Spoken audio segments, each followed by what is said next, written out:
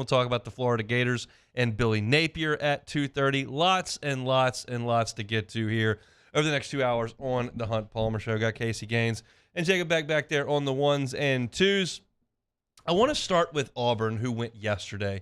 We're at an odd slot in the day where sometimes getting some sound from up there in Nashville doesn't work out. Either they're at the podium the same time we're on or after. So we're just kind of rolling with the punches as the week goes along. But I do think Auburn is very fascinating. It's the first-year head coach. It's a guy we're very familiar with in Hugh Freeze. So it's going to be an interesting story. I don't think Auburn is going to be very good. It would be a surprise to me if they were, but things happen. Sam Pittman's first team was better than I thought they would be. Brian Kelly's first team was better than I thought they would be. So we'll see. Look, Kevin Sumlin's first team at Texas A&M was better than they thought it would be. Now, having a Heisman winner helps. But Hugh Freeze has a lot of things to talk about with this Auburn program, with his situation, with his path to the Plains. And so I wanted to start with Freeze's thoughts on the mindset at Auburn. The mindset at Auburn is very interesting because they've always been little brother in that state. Alabama is the big bad wolf. And even when Auburn was winning that series, whether it was with Pat Dye or whether it was the early Tuberville years, still, Bama swings the biggest stick in that state. There are more Alabama fans. It's a bigger university. So Auburn kind of calls itself the Auburn family, and it's a tight-knit group, and it's a small town, and they do kind of things their own way. And so they always live in that shadow, and that makes them very reactionary, and they do things very quickly, and they're firing coaches and spending out tons of buyout money. And now Georgia's becoming a monster, and that's the other house on the block. So the mindset at Auburn is fascinating, and Hugh Freeze talked about that yesterday.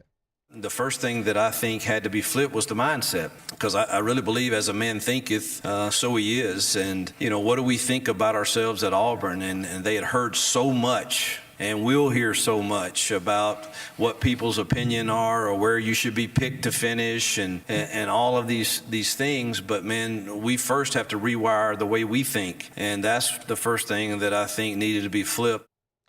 It's a delicate spot. How much do you want to talk about Bama if you're Auburn? There was a lot made in Baton Rouge about Les Miles and his staff and the program paying too much attention to Alabama, getting too worked up over the Alabama game, making it a bigger deal than it should have been, and it cost you in other aspects, whether it was games after that, recruiting, all that kind of stuff. My thing is like, you want to just lie? You just want to call everybody stupid? That's just another game. Get out there, go to practice on a Monday, get ready to go. Come to campus on Saturday, and let's just play another football game. And coaches can say that all they want. That's all fine and dandy. It doesn't hold any water. I've said this a million times. You want to tell me in that era, basically 2010 through 16, when Les was the coach, or you want to extend it out to 19 when LSU had such a great season. You want to tell me that when the SEC decides they're going to have one primetime game a year, and it's LSU Bama, and College Game Day shows up, and both teams put their bye in front of it, and you're calling it the game of the century in 11 and a huge game in 19, and you got Fournette and Henry in that game in 2015, 14, 15. Like, no one's going to believe you, and that's from an LSU perspective. And if you want to sit there at Auburn and say, well, we're not concerned about Alabama, well, I guess what can help you in that endeavor is that the divisions are going away. So in a sense, you can feel like you don't have to compare yourself to Bama, but it's a never-ending war there. And Georgia's not making things any easier. So it's a delicate mindset at Auburn. And I think it's going to be fascinating to see how Hugh Freeze handles that. Now, he's walking into a tough spot because they whiffed on the Harsin hire. I talked about it yesterday. I don't know that Brian Harsin is a terrible coach. I don't know that he's a great coach. I think he's probably a pretty good coach. But that hire did not work. And because of that and the massive attrition, this situation that Hugh Freeze is walking into is not a very good one. And Freeze yesterday talked about having more unknowns than ever. We've got a lot of questions about exactly how we're going to be, and truthfully, I don't know all the answers to that yet. This is a strange feeling in some ways for me. I've never experienced going into fall camp and having so many unknowns in my mind, whether that's because of the new world of you gained some of your roster from transfer portal world, or you gained it even after spring practice through the portal world, and obviously then summer enrollees come. So there's a lot of things that I'm not quite certain about also, but excited about the opportunity to get to know our team even better. That's today's world. You walk into a situation as a new coach, you're going to have a massive part of your roster gone. We saw it with Brian Kelly. We're seeing it with Hugh Freeze. And you got to go restock the shelves, and some of that restocking goes on after spring football, and you're bringing in guys that you don't really know about. Tape looks good. Talk to him. Seems like a great kid. Said he's going to work hard, but what do you know about how he fits into what you want to do and how he can affect winning in the Southeastern Conference? You really don't at this point, and that's an uncomfortable spot. But one of the knowns about Hugh Freeze and his programs, whether it's at Liberty, whether it's at Ole Miss, whether it's at Arkansas State, wherever it may be, was that he was going to be the mastermind of the offense, and he was going to call the plays. And I don't know that Bo Wallace was going to win the Heisman Trophy. He certainly wouldn't be a first-round pick, but they scored some points in Oxford when he was there. And Chad Kelly had his issues, and he's not a pro quarterback either. But they scored some points with him too. Hugh Freeze knows offense, and that's a known in his program. You can move the X's and O's and Jimmys and Joes, but when Hugh Freeze is at the top of the food chain, you feel like you're in really good shape offensively. I know as someone playing against him, I'm leery of that. And so in a world of unknowns where you've got roster upheaval and you got transfer portal stuff and you're trying to bring kids in, you're trying to recruit and fill out a staff, like that would be the known. Hugh Freeze running the offense, calling the plays. And yesterday, I talked about the fact that Hugh Freeze is not going to call the plays. And that shocks me.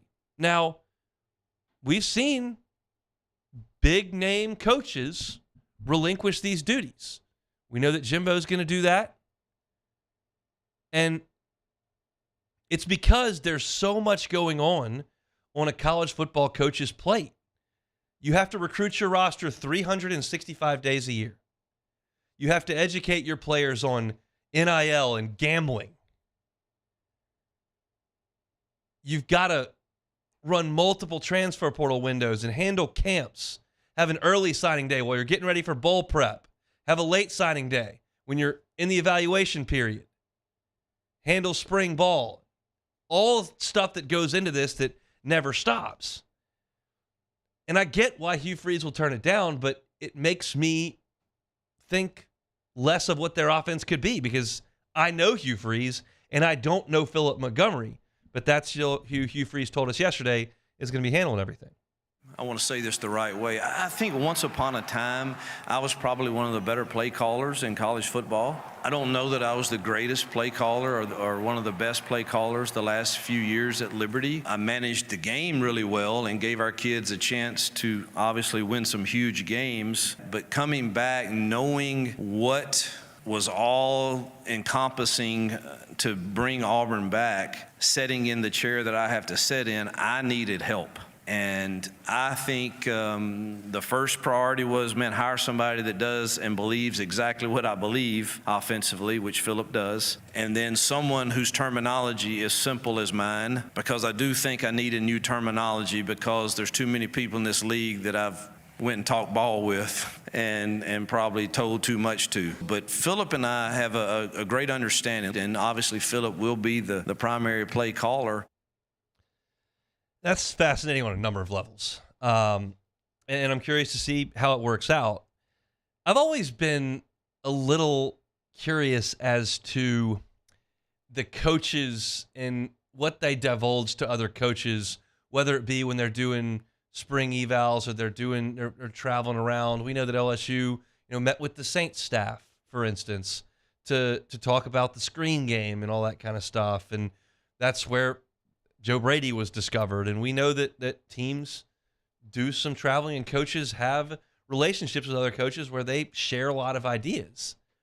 And inevitably, when you spend time down here in the Southeast, guys jump from job to job and school to school. And you feel like you're kind of giving away some of your secrets, some of your tendencies, if you're doing that. And he said he probably divulged a little bit too much. I liken it to golfers' practice rounds. You know, the young players, when they get to the Masters the first time, they want to play with Freddie. They want to play with Phil. They want to play with Tiger. And Freddie doesn't care because he can't win anymore. So he'll let you know. But Tiger has developed a nice relationship with a lot of the young guys. JT's one of them. But up to 2 years ago, like, he really thought he could win. So he's not going to tell you everything. And Scotty Scheffler asked Tiger some questions early in his Masters career, and Tiger kind of gave him one-word answers, like trust it or what. Like, but it's the same thing with the football coach. It's like, do you really want to talk about something that you think gives you an advantage when there's a real good chance whoever you're talking to is going to be playing against you over the next 3 years? College football is pretty regional. Yeah, Brian Kelly can make the jump over. But like Billy Napier, for instance, he's worked at Bama. He's worked at Florida now, and he's worked at Louisiana Lafayette.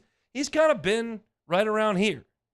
Steve Ensminger worked at Auburn, worked at LSU, worked at A&M. Like, he's just kind of right around here. Jimbo Fisher worked at Auburn, worked at LSU, worked at A&M, worked at Florida State. Like, all right around here.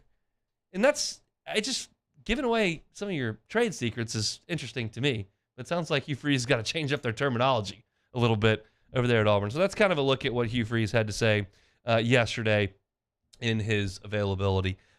Next up, let's talk about the Tide. I think that there are a lot of narratives around Alabama. I can't tell you that I see it completely differently than a lot of what you've been hearing and reading and kind of know early on as we feel out this football season. But I do want to kind of paint the picture of what's going on in Tuscaloosa. That's next.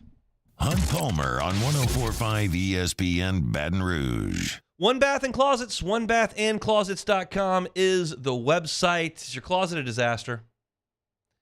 Maybe you've just had someone move in, trying to combine things. It's not working. You don't have the space. You got suitcases. You got jackets. You got shoes everywhere. I talked to David Duvall and his team. They say that most people don't have enough space for their shoes. How about a customized closet? How much would that change things for you? Maybe it's a full-scale closet, rip out and reinstall, customize everything. David Duvall and his team can do that. They're a licensed contractor. They can handle it. Maybe you just got to use your space a little bit more efficiently. You can add a few things, whether it's tie racks, whether it's some different cubbies, some different drawers, mirrors, things that can just make life a little bit easier. You won't know unless you go to onebathandclosets.com and request that free consultation. It's free to have David Duvall and his team come in and see what you can do. They'll start with a questionnaire. They'll figure out what you got, what you need, and they'll go to work. Best news is, if you tell them you're a listener to the Hunt Palmer Show, they'll say, all right, we're not going to charge you to rip out the current closet. Not going to charge you for the labor to install the new one. Just going to charge you for the cost of that unit. Just for our listeners. Lucky you. David Duvall and his team have been at this 30 years. And I can promise you this, they're going to do it right the first time and leave that competition behind. Onebathandclosets.com is the website. Onebathandclosets.com.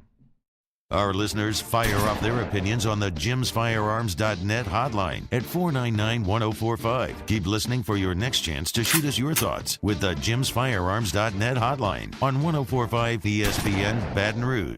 Gulf Coast Office Products is a nationally recognized Savin office equipment dealer based right here in Louisiana. Over 100 employees strong, Gulf Coast has the boots on the ground to support all vertical markets from education, engineering, legal, and finance. With the latest in office technology from desktop to production segment units, Gulf Coast and Savin have the perfect fit for you.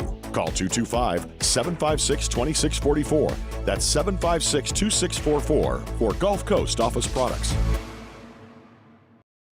Hi, I'm Brandon Landry, founder and CEO of Walker. Hi, my name is Dr. Craig Green. This is Ryan Terrio with HUDCORoofing.com. Hey, it's Matt Moscona. No matter how big your commercial roofing job, HUDCO can help. My patients come to me because they trust that I can get the job done at a high level. Ryan Terrio and Richard Tilley have the same level of trust when it comes to roofing. If you have a roofing issue, call HUDCO Roofing. Give us a call, 364-1007, and we'll come to your house and give you a free inspection. Gulf Coast Bank and Trust is giving our customers the power to bank anywhere, anytime during this challenging event. And we're right there with you. Our mobile banking app is a smart way to manage your money and time. Gulf Coast Bank and Trust, the bank that cares about you. There it is, the extra mile, on the border of expected and extraordinary, for those willing to go further, like vans customized for work or play, with safety and tech to keep you connected, supported by a 5-star sales, service, and finance team, and backed by the 1-star you know. So go the extra mile. It's never crowded, because so few have what it takes to go there. Mercedes-Benz Vans.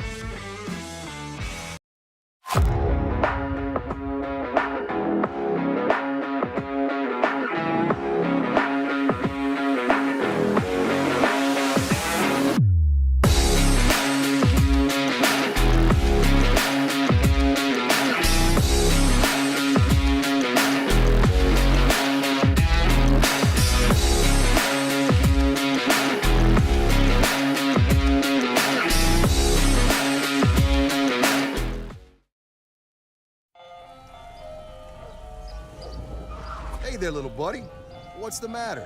What's the matter? My windows, siding, and my door. That's what's the matter. Relief Windows can fix all of that. I got you. Pop, pop. What's up? Oh my gosh, look! Curb appeal. That's a good-looking neighborhood. ReliefWindows.com. Dylan Cruz here to tell you about Six Rings Baseball and Softball Camp. If you live on the North Shore and play ball, go to Six Rings Camps with former LSU assistant coach Dan. Being a handyman, it's the Hump Day edition of Live at Lunch, live from Roca Pizzeria on Government Street in Mid-City. Live at Lunch, live from Roca, 11 a.m. to 1 p.m. on 104.5 ESPN Baton Rouge.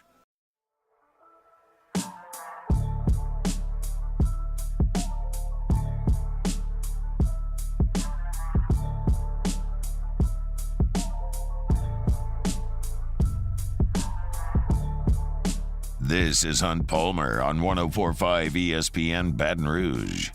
We always have question marks about our team. Sometimes you all don't recognize them as clearly as what they might be, just like last year's team. Yeah, we had a great quarterback coming back.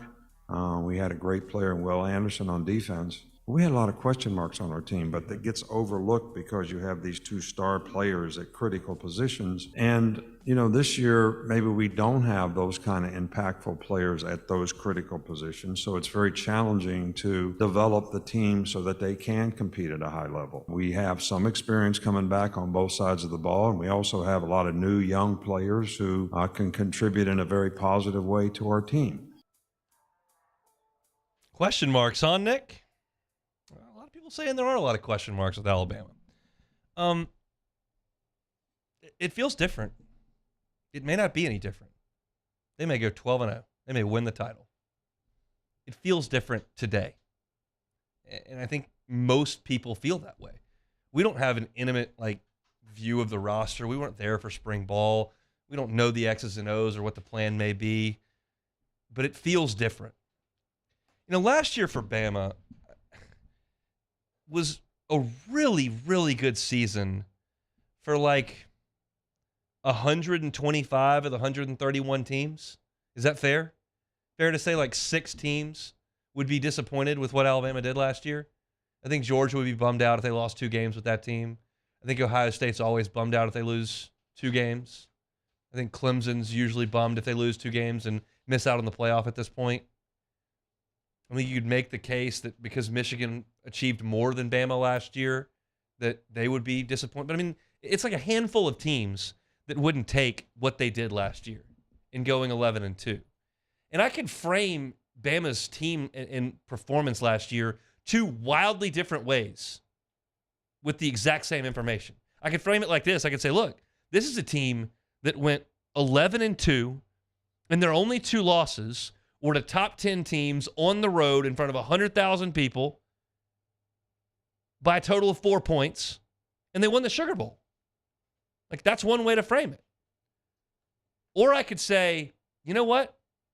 This is a program that's dominated the sport for 15 years. They never lose 2 games. It just doesn't happen. Not only did they lose 2 games, They were down by 2 with 1:29 seconds left against Texas, who went 8-5 and barely won that game. They were only up 5 points at Arkansas in the fourth quarter. Wasn't a good Razorback team. They won 7 games. A&M went 5-7. They were terrible most of the year. In Tuscaloosa, they were on the 2-yard line with 1 play to win the game. You played Ole Miss. They couldn't win a game late in the season, getting beat by everybody. And you were tied after 3 quarters and had to throw it into and Ole Miss had to throw into the end zone from the 20-yard line with less than a minute to go to win the game. Those are 2 wildly different ways to frame it. But I think the more jarring thing to me is not that they lost 2 really tight games to Tennessee and LSU and won the rest of them. That's not really jarring. You could see that.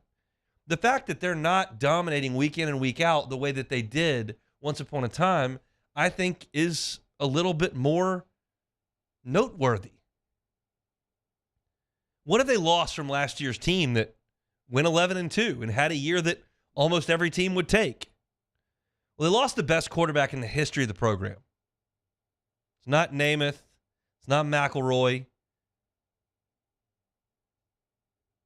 It's not John Parker Wilson. Can't even get through that one, sorry. Not Tua. It's not Barker. Best quarterback they've ever had is Bryce Young. Bryce Young threw 80 touchdowns and 12 picks. He was sensational at the college level.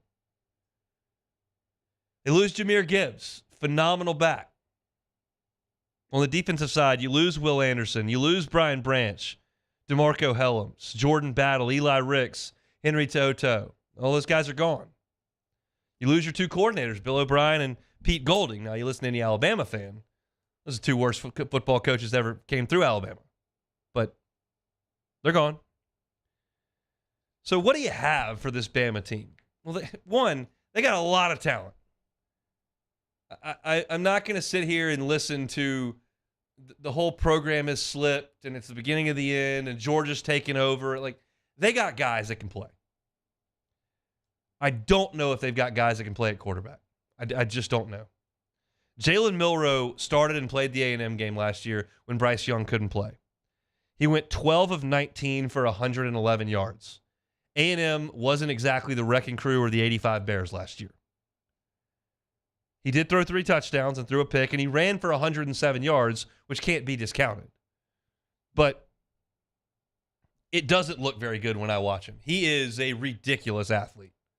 Speed, power, size. Like, you slap 26 on him and put him as a tailback, I'd be buying it all day. As a quarterback who needs to make plays to win the game in the fourth quarter, I'm not wild about it. Ty Simpson should be the heir to this throne. That's what Alabama has been recruiting. That's what Bryce Young was. That's what Tua was. That's what Hurst was. Top 10 quarterback in the country, 5-star stud. Ty Simpson should be it. But he's only played in 4 games. And it's a red flag to most people when you look up and Notre Dame's going to get Tyler Buckner when Alabama's going to get Tyler Buckner from Notre Dame, when Notre Dame went and replaced him with Sam Hartman. Buckner's a 3rd-year player. He had 3 starts last year before he got the injury. He threw 6 touchdowns and 8 picks. He threw a pick 6 against Marshall. He's a good athlete, was pretty highly recruited to Notre Dame, hasn't been a very good college player. And I don't think he's great. He's nowhere near what they've had under center with Mac Jones and Jalen Hurts and Tua and Bryce Young. He's Jake Coker. And they won a championship with Jake Coker. But that's what he is to me.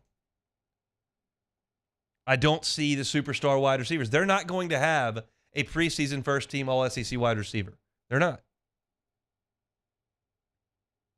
A&M probably will. LSU probably will. Tennessee could. Maybe Pearsall at Florida. Maybe Ladd McConkey at Georgia. But there won't be one from Alabama. So I'm a little concerned with the dynamic nature of their offense.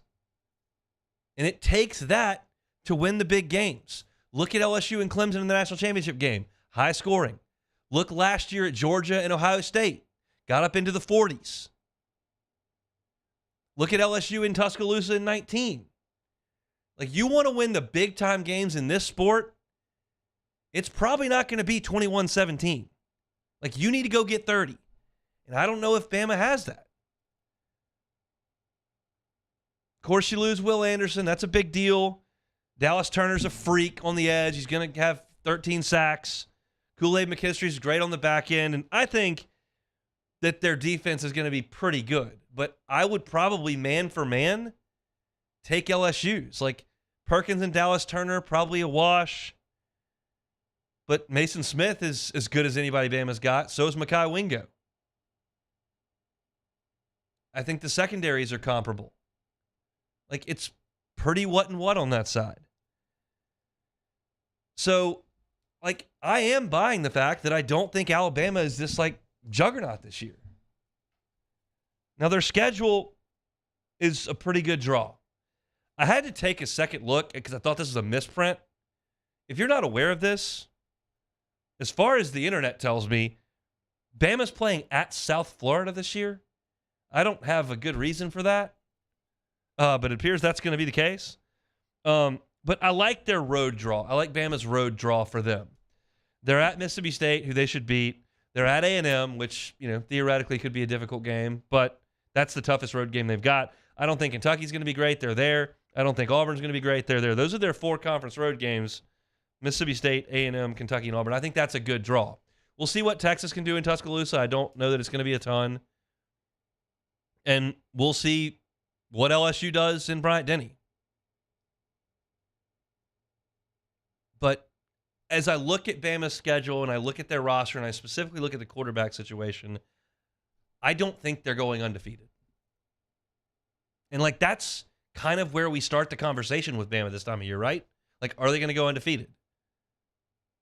And I don't think they are. And I don't like what they've got on offense trying to get into a competitive, higher scoring game with the elite teams in college football, the Georgias or the Ohio States. So I would pick against Alabama winning a national championship this year. And that's a ridiculous place to start the conversation, but I think we're all pretty used to it, right? Like, that's kind of what you start talking about. Like, can Bama win the title? Like, I don't think we're going to start a lot of conversations. And these two are different, but it's a hometown thing, so I'll tie them together a little bit. But, like, are we going to start a lot of conversations around here in January about LSU's baseball program and, like, well, can they get third in the SEC? You think they can win a regional? Like, no, it's going to be, can they win the championship? Like, look at this roster. Does it look like a team that can win the championship? And Jay Johnson does not have the skins on the wall that Nick Saban does. Not even close. But, like, that's where we're going to start the conversation in January. And that's where we'll start the conversation with Bama. I don't think they're going to win the national championship. Whether or not they win the West or the SEC, we'll see. I don't think they're winning at all because I don't think their quarterbacks are very good. So we'll see. I do believe they've got a lot of great players. It's just they're not as noteworthy as Bryce Young and Will Anderson. So on that, I do kind of agree with what old Nick has to say. Let's take another timeout. When we come back, got a What If Wednesday. Got a few questions that have nothing to do with sports. We'll get to that next. Hunt Palmer on 104.5 ESPN Baton Rouge. LWCC is Louisiana Loyal, elevating and celebrating champions of Louisiana. Corey Barr is a champion of Louisiana. He's got national claim in the culinary world. He is a chef and a good one, and he's proven it on the Food Network. He's beaten Bobby Flay, Food Network star. He's won on Chopped, and that national fame is great. But he comes right back to Monroe. That's where he operates his business because he thinks it's important to better his home state of Louisiana. That's what makes him a champion of Louisiana. And those are the stories that we're telling you here on the Hunt Palmer Show. So if you go to lwcc.com/champions, you can read about the different champions of Louisiana that LWCC has highlighted. And you can nominate a champion of Louisiana. It could be a business or a nonprofit. It could be a person like Corey. And we'll tell their story right here on the Hunt Palmer Show. Corey Barr is a champion of Louisiana. LWCC is Louisiana Loyal. In times of need, get a full list of phone numbers, websites, and other important emergency information on the Demco Stormwatch page at 1045ESPN.com. When it comes to ending cancer, we push forward, always working together for you. That's why our cancer experts at Ochsner have clinically integrated with MD Anderson Cancer Center. This means advanced cancer care, including access to life-saving clinical trials and integrating care to treat the whole you. Introducing Ochsner MD Anderson Cancer Center. Long live you. Bayou Ford has $8,000 off MSRP, plus 1.9% financing on new 23 Ford F-150 XLT trucks, along with Bayou Ford's 1 million mile warranty. The crew at Bayou Ford is going to do right by you.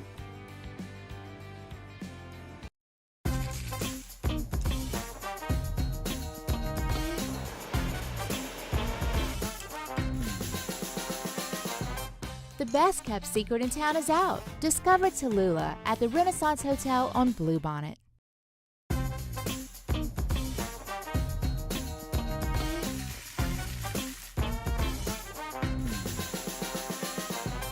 The best kept secret in town is out. Discover Tallulah at the Renaissance Hotel on Bluebonnet.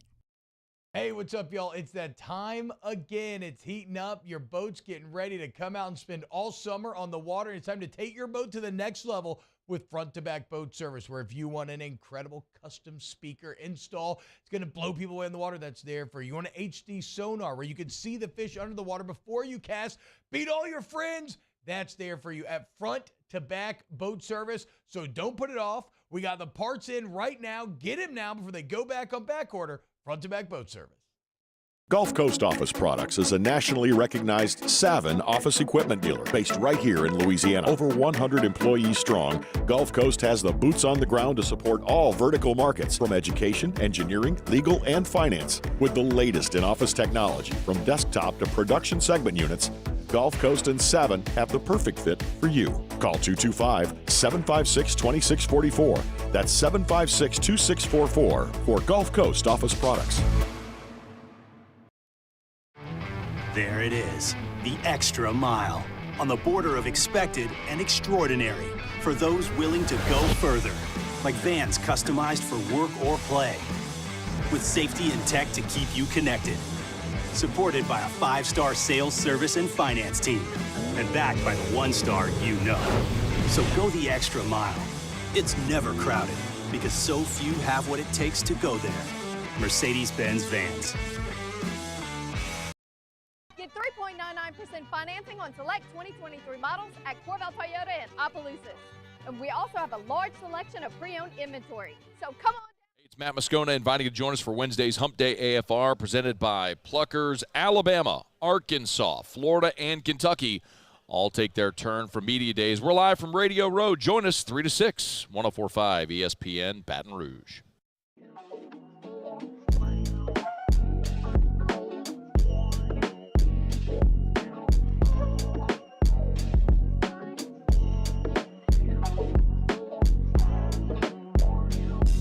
You're listening to Hunt Palmer on 104.5 ESPN Baton Rouge. All right, a lot of football to get to in hour number 2. We'll talk about Arkansas. We'll talk about Kentucky. We'll talk about Florida. We're gonna have some fun with some SEC football trivia in the next segment if you want to test your SEC football coaches' knowledge, as we did at Pluckers last night. I'm going to do a little bit of that in the next segment. But it's the middle of the first hour on a Wednesday. That means it's time for What If Wednesday.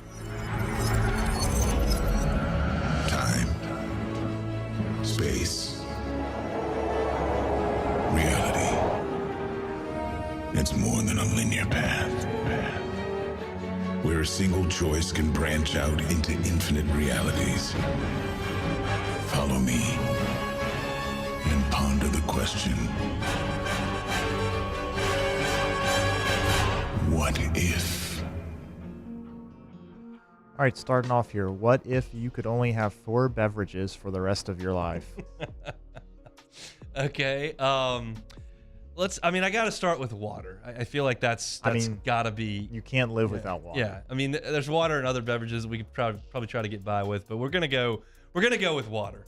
And then I've probably got to go with with beer and scotch. Like, Can you just say? I feel like you need to narrow the beer though, like at least to I a. mean, yeah, Bud Light. I'll just drink Bud Light. That's fine with me. I'd be fine drinking Coors Light or Ultra. Yeah, cold domestic beer. Like, that's what I got to have on the golf course. That's what I need at the pool. That's what I need at the beach. That's what I need, just tailgating or whatever. Like, that's what we need for that. And then I need scotch. Like, that's the cocktail party. That's the nightcap. That's, I gotta have scotch. So those two on the alcohol side. And then as far as one more, I mean, there's a lot of different ways you can go there. Because I do like tea or soda. I don't drink tea. I love Coca-Cola, but that's not great for you. I mean, Coke Zero sugar. That's not bad. Is in the running here. It's bad for you, but I love it. But it's in the running here. I'm thinking like some kind of sports drink that I just like to have. If it's hot outside or whatever. I'm trying to make sure because I don't drink coffee. I don't need that. I think I'm gonna go with Coke Zero Sugar. I mean, okay. It was probably that or some sort of Gatorade, Powerade. Yeah, something you got like water. That. That's all you need. I really love vitamin water too, Yeah. and that would be kind of in the mix too. But I'll go with so that's very unhealthy. A heavily carbonated Coca-Cola product, 2 alcohols, and water. That's gonna be me. That I think I could get by. All right. What if you could attend one golf major? So I've attended one. I went to the Masters for a practice round. Or how about this? Let's change this because I think I know what you're gonna say. What if you could only attend one golf major and that's the only major you can ever attend for the rest of your life? Like you can never, if you choose this one, you can't ever go to another one. I think honestly, I'd go back to the Masters. I just think that much of that course, they play there every year. It's like if I went to the U.S. Open at Oakmont or Winged Foot or wherever they're playing at Pebble, like they don't go back there that often. So yeah, that's a great memory to have, but I don't get to experience. I don't get to relive that. As time goes on. Augusta is timeless, and like even though I have been, like I think I would like to go back and just see some other things and realize that every single April I'm gonna be able to draw on that again. I would love to go to the British. Like I would love that. I've never been over there to see golf, and I've never seen any of those links courses. And maybe St. Andrews, if they played there, might be a better answer. And probably, honestly, now that I think about it, is the answer because of all that would go into that. But yeah. I was thinking Masters to start with. I feel like anybody that's a golf fan, it's like, oh, your first instinct has got to be Augusta, but it's the same every year. So like, I'm not gonna say I wouldn't be unhappy going to Augusta for the rest of my life, but at any other major, it's a different course every year, different experience. But and honestly, like that's the only way I can get to Augusta because I'm not going to get asked to play. Right. I'm assuming I can go play those courses in Scotland with a credit card. Like and Augusta doesn't offer me that, so that might be it. Yeah. What if you could bring one restaurant back? Oh man, that's interesting. One restaurant throughout time. Thinking back to my childhood in Shreveport. And I can't think of anything that's shut down that I just have to have. One place that's coming up here to me is it's the George's Under the Overpass here. Now I realize there's another one that has good food. A few actually, yeah. But it was my Sunday tradition because I'm up real late on game days. Like I sometimes finish the show at like 1 a.m. and then I go home and like I can't just go straight to sleep. I've been fired up to watch a football game, and then I've done an hour and a half of radio, and like I can't just come home and like hit the sack. So usually I have a drink, watch some, either watch Whiskey and Wine or some like highlights on TV, and I don't go to sleep until like 2:30 in the morning. So I sleep fairly late on Sundays, and then I would like to go to George's NFL Sunday, get in there at 11:30 or so, drink a beer, eat like a greasy hamburger club or something, and then hit the sack for like a nap on Sunday. And that was a great experience, and I loved that place. So that comes to mind. I can't really think of another one that I would just like have to have. I was thinking either like the Catery. That place was awesome. I never went there to eat. I went there one night when I was a freshman to watch music, but I don't think I ever ate there. That was good. And then you remember Godfather's Pizza? I've heard of it, but I never went. Okay. And I loved like Chelsea's under the other overpass that closed, but they just opened the new one. I haven't been over there yet, which I guess I should. Yeah. But that one comes to mind as well. That's an interesting question. Yeah. What if you were given first class tickets for every flight moving forward, but you had to sit next to a shoeless person? I think I could do it. I'm pretty low maintenance, and first class is pretty awesome. That's free cocktails. That's leg room. That's good. Like, I have a real hard time sleeping on planes. So I don't fly for business. I don't fly as much as a lot of people do. A lot of people travel for business or travel a lot. I don't. So I probably fly like 3 times a year, I would say. I mean, this year we flew to LA. I flew to Omaha. And I think that's going to be it for me in the air this year. So, like, I don't fly a lot, but I have gotten upgraded to first class a couple times, which has been fantastic. And I think I could handle the shoeless person. I mean, if we're talking about horrendous odor, like what if it's really, really bad? I mean, that's not good, but I'm pretty low maintenance. Like, we're talking about someone whose like wife wouldn't ride in his car for a long time because there was an incident in the backseat of my car where some like uncooked potatoes with milk spilled, and I didn't know about it for a while, and we had a pretty bad smell going in the car, and like I could still handle it. You got used to it. Yeah, right. I think I could. I mean, that's disgusting, but it's true. I'm low maintenance and fairly gross. So I think I could do it. I would take the first class tickets and deal with the shoeless person. All right, this one's from Twitter. What if Connor Griffin signs with LSU next year? So for those who don't know, Connor Griffin is a megastar from Mississippi who's in LSU's next baseball class. He will sign with LSU, in fact. Yeah. But it's just a matter of the fact that he's going to get picked in the top 10 very likely and sign for like $6 million. So that's the rub there. He throws really hard on the mound. He's a great hitter. It's very unlikely that he would end up at LSU, but if he did, he would be one of the most heralded prospects they've ever pulled in, and I would welcome that. I just don't know that we're going to see that, but it's a good what if because I'd be pulling for it. That's a name this time next year we'll have talked about and will be likely a very wealthy young man. All right, last one here. What if Miles Brennan didn't get injured in the Missouri game early in 2020?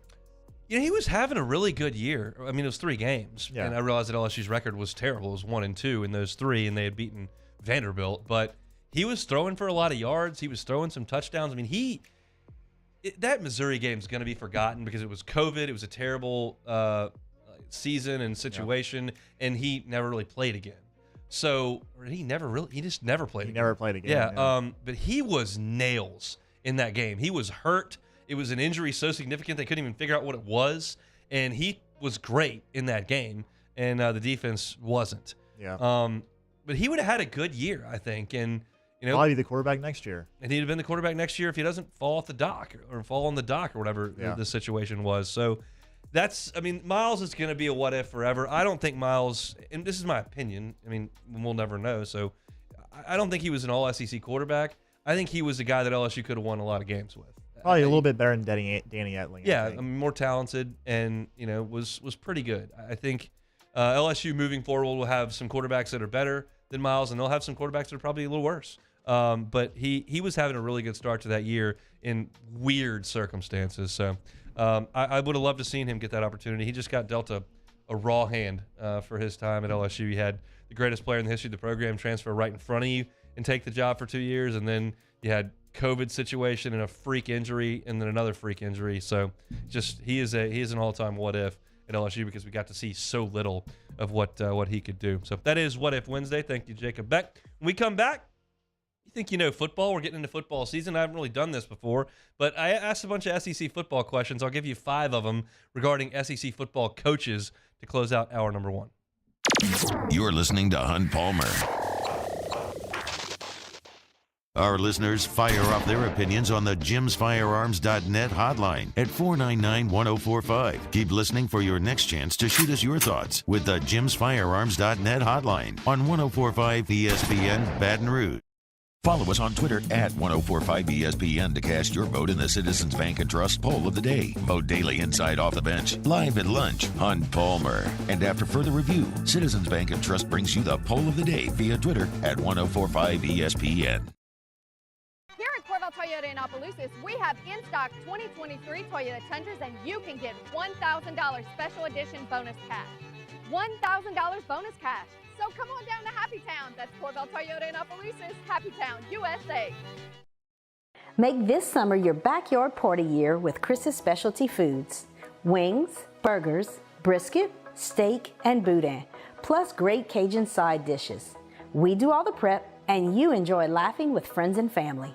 Chris's Specialty Foods, Millerville, New Orleans, Prairieville, and Frisco. Everybody loves Chris's authentic Cajun meat.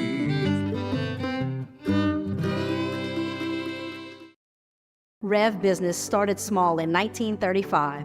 We built our reputation by providing hometown service with Louisiana hustle. For nearly 90 years, we've expanded across our great state, through the swamps and across the Mississippi, bringing fiber optics from the capital to the North Shore and down the bayou to the coast, all to connect your business with the world. Rev is about big business technology with small business personal service, powerful solutions, unmatched local service. Rev Business. Bayou Chrysler Dodge Jeep Ram has $10,500 off MSRP on all new 23 Ram 1500 Laramie trucks in stock. All with Bayou's 1 million mile warranty. The crew at Bayou Automotive is going to do right by you. I've been doing business with Luba for 25 years. They're dependable, trustworthy. It's just the attention to detail with our clients. Our folks have years and years of experience. They're highly trained professionals, but many companies have that asset. What I'd like to think makes Luba a bit different is that we use those talents in a way that truly is dedicated to serving the needs of the folks who depend on us. Gulf Coast Bank and Trust is giving our customers the power to bank anywhere, anytime during this challenging event. And we're right there with you. Our mobile banking app is a smart way to manage your money and time. Gulf Coast Bank and Trust, the bank that cares about you. There it is, the extra mile, on the border of expected and extraordinary, for those willing to go further, like vans customized for work or play, with safety and tech to keep you connected, supported by a 5-star sales, service, and finance team, and backed by the 1-star you know. So go the extra mile. It's never crowded, because so few have what it takes to go there. Mercedes-Benz Vans.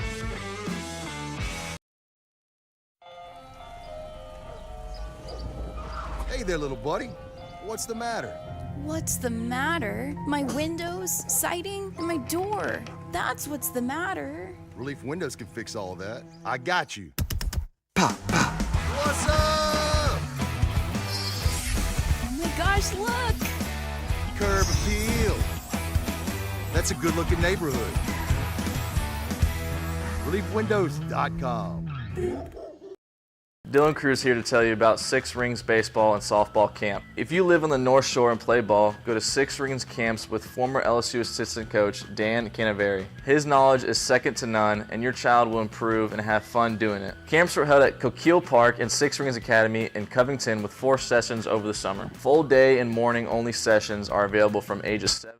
For a Thursday edition of Off the Bench as we continue our live coverage from the SEC Football Media Days in Nashville, and Roman Harper of the SEC Network joins the show. Off the Bench, 7 to 10 a.m., 104.5 ESPN Baton Rouge.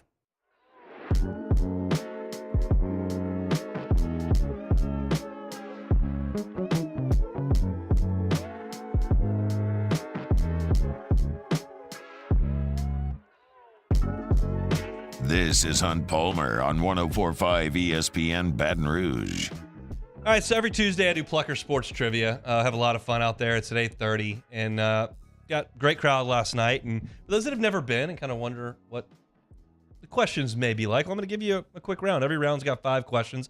They're pretty quick. This round was won with a 4 out of 5. Most teams got 2. It was pretty tough. So I'm curious to see how Jacob Beck can handle this. And good news is you're basically playing multiple choice here because you've only got 14 choices. So it's not like you have to dig way into the memory bank. It's current SEC head coaches. Let's see how you do. What current SEC head football coach went to Arkansas Tech for college, which I've never heard of? Wow, Arkansas Tech. I mean, it's not Sam Pittman. I feel like that may be too obvious, but I'm going to say Zach Arnett. Eli Drinkwitz went to Arkansas Tech. Couldn't tell you where that is, what their mascot is. I doubt he played football. It doesn't look like a guy that was buckling the chin strap all that often, but he did go to Arkansas Tech. All right, number 2. Who was a long snapper on a team that played for an FBS national championship? Long snapper on a team that played for a title. Now I really feel like that would be Sam Pittman because he looks like an lineman. He looks does. like a big guy that could be a long snapper. So I'll say Sam Pittman. And not, when I think special teams, national championship, what name comes to mind? Special teams. That would be Beamer ball. Shane Beamer, for his dad, was a long snapper playing for a title on the Michael Vick team over at Virginia Tech. So you're 0 for 2, but that was common in trivia last night. Let's see how you do here. Who was the associate head coach? So one of the assistants that gets a pay raise, gets the glorified title. Right. Associate head coach at Arkansas from 2013 to 2015. Current SEC head coach. 2013. Who was the head coach at Arkansas in 2013? That would have been Brett Bielema. Brett Bielema. Associate head coach. Wow, this is tough. I'll say Vandy's coach, Clark Lee. Clark Lee. He went to Vandy. This was, of course, Sam Pittman, the current head hog. I should have just guessed him again. Was the O-line coach for Brett Bielema before he went to Georgia to work for Mark Richt. All right. This one is another current SEC head coach. When his older brother Mike got an FBS head coaching job, he was immediately hired as a defensive coordinator. When his older brother Mike got a head coaching job at the FBS level, he was immediately hired as the defensive coordinator.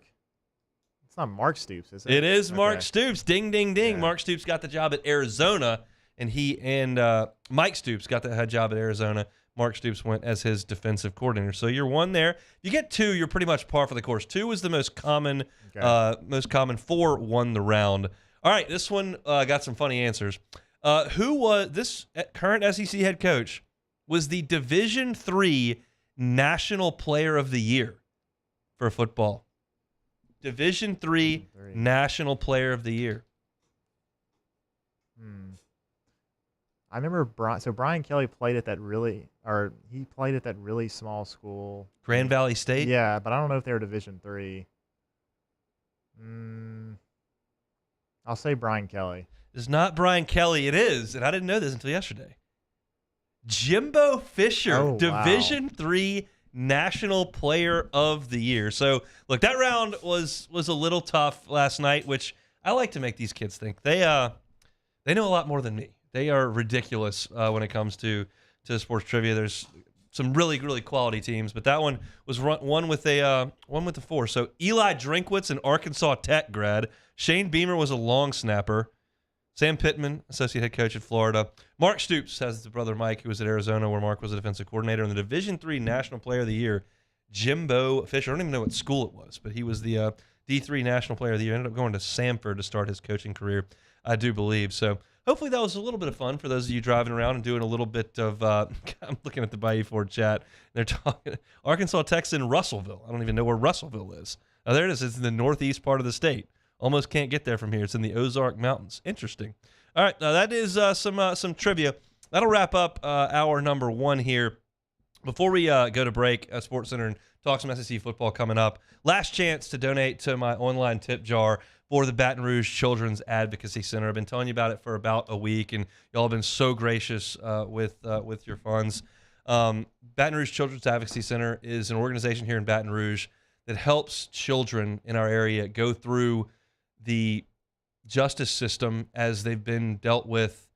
They've been victims of abuse, whether it's physical or sexual, and you've got to go through the trial process. The Baton Rouge Children's Advocacy Center does the interviews and helps law enforcement go through that process. And then when that's all over, they help out with therapy that may be needed for children who have gone through a really, really traumatic time. It's a phenomenal organization with phenomenal people who are so talented and such an asset here. And they're dealing with the most vulnerable part of our population, and we're just doing everything we can to raise some money. The fundraiser is tonight at LaBerge. I'll be a waiter, but we've got an online tip jar. So if you go to my Twitter handle, @HuntPalmer88, you can donate right there. No donation too big or too small, and we'll raise as much money as we can this evening for that great organization that helps the youth in our area. So thank you all so much for all your generosity over the last week. It has been really, really impressive to see, and I'm very much looking forward to tonight. I'm looking forward to hour number 2 as well. We're talking Arkansas, talking Kentucky, we're talking Florida. Come back with us after Sports Center. It's the Hunt Palmer Show.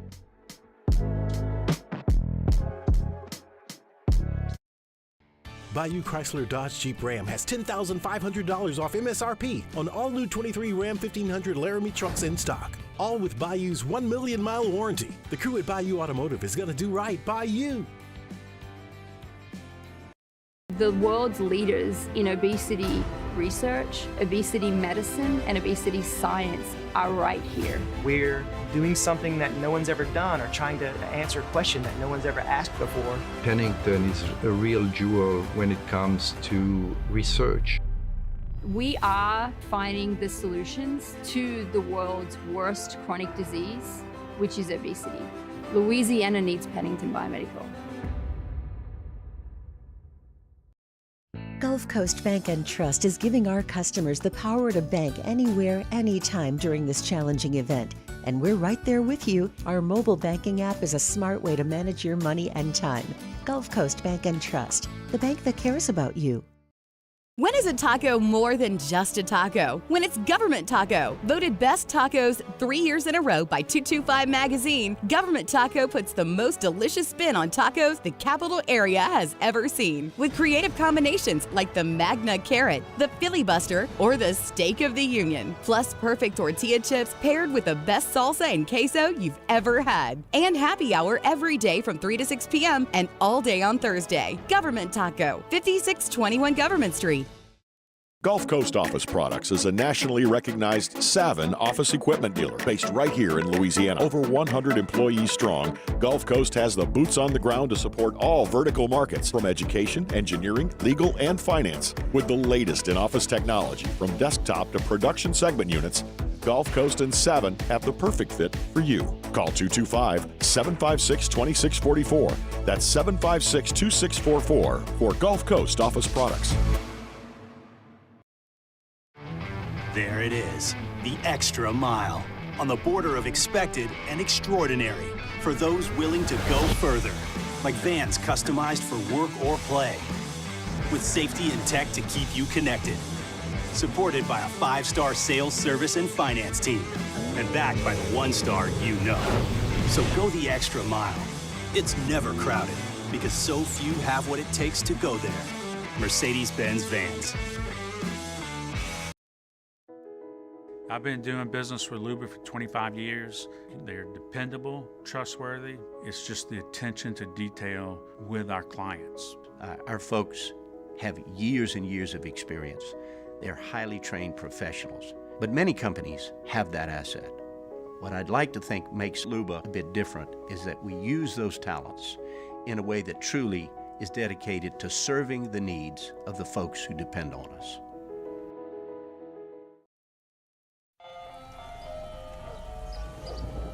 Hey there, little buddy. What's the matter? What's the matter? My windows, siding, and my door.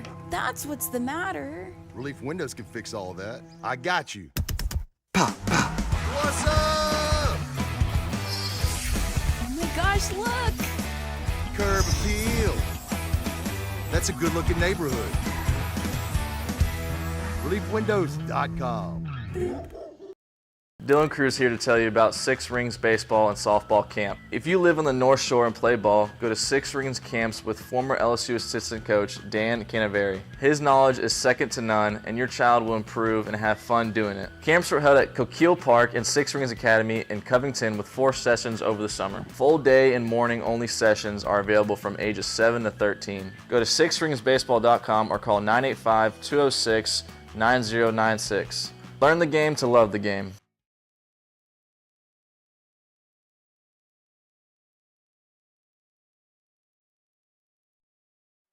This is SportsCenter. I'm Christine Lisi. More than 15 former Northwestern athletes have retained attorneys seeking damages against the school due to its hazing scandal. Civil rights attorney Ben Crump said he's received reports of hazing within Northwestern's baseball and softball programs, in addition to growing complaints within the football program. Big day for the Jets. Rookies and veterans reported for training camp. Expectations sky high this season for New York after acquiring quarterback Aaron Rodgers. The four-time NFL MVPs made it clear he came to the Jets to win and win now. ESPN Jets reporter Rich Cimini. He's taken complete ownership. He knows that he's got to get these guys all on the same page. It's his offense, and he's trying to get everyone on board. So, if there's pressure, I haven't seen it. Of course, it's only July, so we're not going to see it this early. But I think he's all into this, and he's got something to prove to the Packers and probably the rest of the NFL as well. Rich Cimini on ESPN Radio Mornings. ESPN's Adam Schefter's reporting. Six-time Pro Bowl guard and team captain Zach Martin's considering not reporting to training camp. Unhappy with his contract, believes he's woefully underpaid relative to the market. The new Venture X card from Capital One. Earn 10x miles on hotels and rental cars and 5x miles on flights when you book through Capital One Travel, plus 2x miles on all other purchases. Capital One. What's in your wallet? Terms apply. See CapitalOne.com for details. Now, Hunt Palmer. Hunt Palmer on 104.5 ESPN Baton Rouge. Holding down the middle of the day. Live from the Mercedes-Benz of Baton Rouge studios. This is Hunt Palmer. Half the work week in the rearview mirror. Wednesday edition of the Hunt Palmer Show. We are officially working towards the weekend. Hope your week's had a good start. Thanks for hanging out here, 104.5 ESPN Baton Rouge. Of course, the morning guys and Matt up in Nashville for SEC Football Media Days. That coverage brought to you by Hudco Roofing, Rev Business, and Relief Windows. And we appreciate those folks for getting our guys up there and producing some content. T-Bob producing more content maybe than some others. I've seen some videos of him doing some honky-tonkin' last night. Had the cowboy hat going, had the dance moves going. Saw a great video that Rivers put up that's got like 200,000 views of a singer in a bar last night who is wearing a Georgia number 11 jersey, and Aaron Murray, who is up there with Snaps and T-Bob, and they were up at the bar, and Aaron Murray's on the stage. There's three people on the stage, the two guys in the band and Aaron Murray. And the guy in the Aaron Murray jersey looks at Aaron Murray and says, as he's dancing, says, "Hey, boss, what's your name?" And you can't hear this part because it's in a loud bar, but very clearly Aaron Murray leans over to him and like points to his chest and goes, "You're wearing my jersey." And the guy like, "What? You're wearing my jersey?" And then T-Bob runs up and like points like, "You're actually wearing Aaron Murray's jersey. That's Aaron Murray." And the guy was like blown away. And I got to think the guy, I mean, he's wearing a Georgia jersey like to the gig. Maybe it's just because he knows SEC Media Days is in town and maybe there's some Georgia fans there or something. I don't know. You can't be that big a Georgia fan if you're wearing the Aaron Murray jersey and Aaron Murray's standing right next to you and you don't know. Like, that's a little odd to me. Maybe I'm expecting too much of said country singing guy, but that was maybe the funniest moment of last night's festivities. But those guys are doing a great job up in Nashville, and it's been fun listening to all the content that they have created. Let's talk about some of the teams that are taking their turn at the podium today. And the first I want to talk about is Arkansas. Sam Pittman took over a program that was flat broke. Chad Morris won the same amount of SEC football games at Arkansas as my cat, Teeny. And she is not known for her offensive prowess. She mainly lays down and takes naps all day and rips up the furniture and gets stuck in the pantry. That's what Teeny does. Chad Morris basically accomplished all of that as the head coach at Arkansas and collected a massive amount of money, far more than Teeny has in coaching Arkansas football. But Sam Pittman took over for Chad Morris / Teeny, and it was bad shape. And then COVID hit. So Sam Pittman in his first year, they went 3-7, which doesn't look great, but compared to what had gone in the last 2 years, it was great. And they built on that the next year with a 9-4 season where they went 4-4. And coming back next year, the following year, which was this past season, 2022, you're expecting really big things from Arkansas because they've got KJ Jefferson back, and they've got Kendall Browse back, and they've got Barry Odom back, and they've got Sam Pittman back. And it feels like this is the team that's really got a chance to have a great season. And quite frankly, with all that buildup, going 7-6 and 3-5 in the league was a little underwhelming. KJ got hurt, I know. But you don't get a ton of swings at championship level football at Arkansas. It's not realistic for somebody to take over at Arkansas and have like 5 or 6 really good teams in a row. Like, that's not going to happen. That can happen at Auburn. That does happen at Bama. That does happen at LSU. That could happen at A&M. That's happening at Georgia. It can happen at Florida. It can happen at Tennessee. It's probably not going to happen at Arkansas. So you feel like you've kind of wasted an opportunity. And we'll see if that's the case. But you lost Kendall Briles. He's moved on. Arkansas has led the nation in explosive plays the last 2 years. You lost Barry Odom. I think he's a pretty damn good defensive coordinator. He's now the head coach at UNLV. So you've got some shakeup for the first time in the Pittman era. On offense, KJ Jefferson is back, and he's really good. In his career, he's produced 7,245 yards and 67 touchdowns. That's really good. They bring back Rocket Sanders, who kind of busted onto the scene last year as one of the best backs in the league. He ran for 1,443 yards and 10 touchdowns last year. So that's the foundation of what you're going to do. You've got one of the best quarterbacks in the conference, if not the best, and one of the best running backs in the conference, if not the best. But the offensive line, which is Sam Pittman's baby, has got some turnover. You're replacing your tackles. You do have some veterans in the middle of that line, but you're replacing your tackles. And once again, like they did with Hazelwood last year, they had to go to the portal to get some wide receivers, and they haven't found the next Traylon Burks. That guy has not shown up. But the guy who's tasked with putting all this together is Dan Enos. And I will say this.